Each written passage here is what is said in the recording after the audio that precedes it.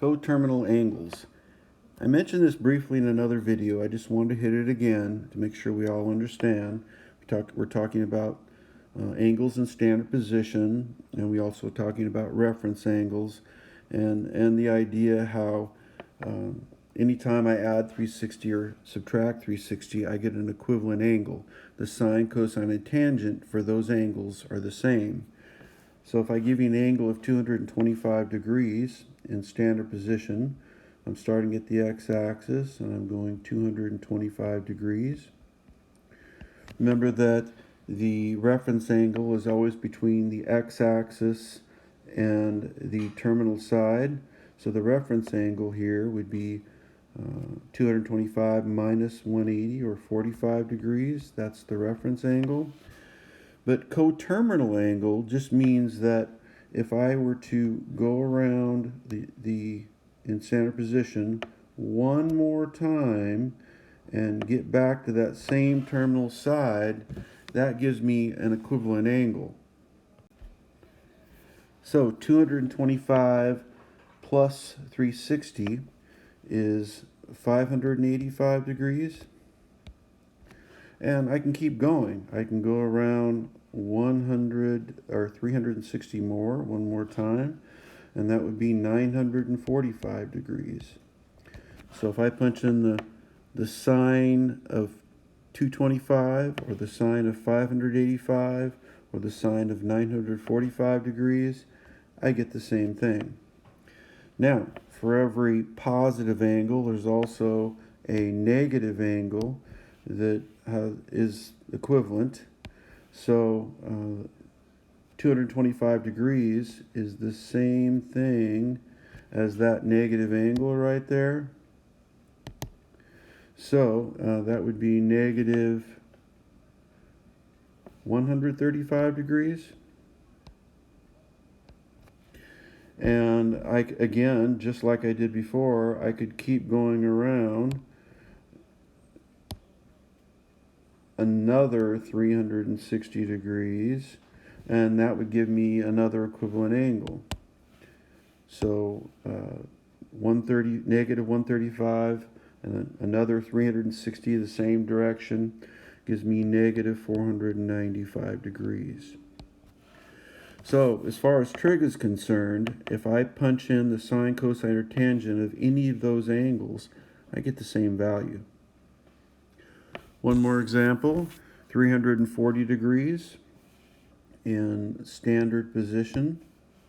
So that would be right here.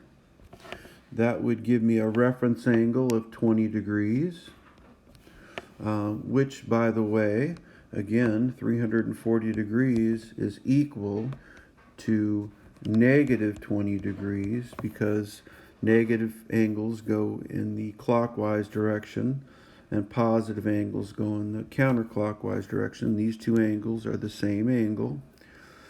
But as far as coterminal is concerned, I can go around one more time.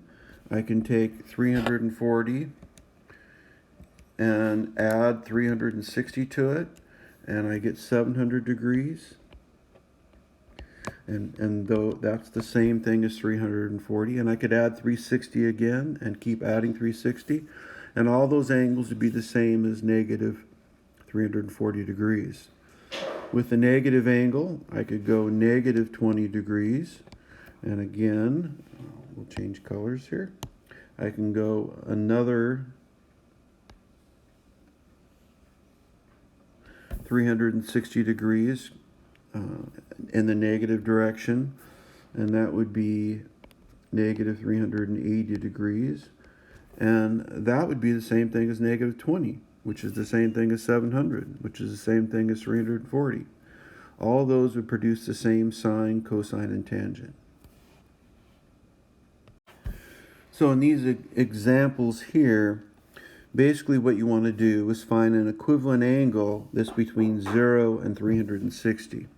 So all you need to do is take that 948 and subtract 360 repeatedly until you get an angle between 0 and 360.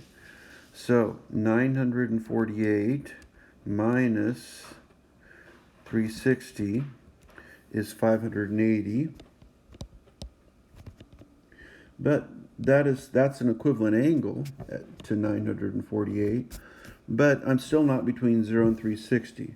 So I'll take 548 and I'll subtract 360 again, and I get 220. And what they were after is an angle between 0 and 360 that's equivalent. So 220 is my answer. And if I punch in the sine of 948, the sine of 580, the sine of 220, I get the same value. Another example with a negative angle. Now that just means the angle is going clockwise as I go around in standard position. But in this case, what I want to do is I want to get a positive angle. And so what I'm going to do is add 360 over and over and over until I get an angle between 0 and 360. So negative 14, negative 1416 plus 360. That gives me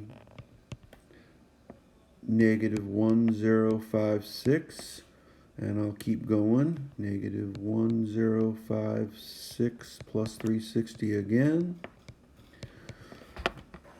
I get negative 696. I'll take negative 696 and add 360 again. And I get getting closer, negative 336. I'll take negative 336. And add 360 again. And finally, I get an angle between 0 and 360, 24 degrees. So just like I said above, if I punch in the tangent of negative 1416, the tangent of negative 1056 degrees, the tangent of negative 696 degrees or negative 336 degrees, or the tangent of 24 degrees, all those will produce the same decimal.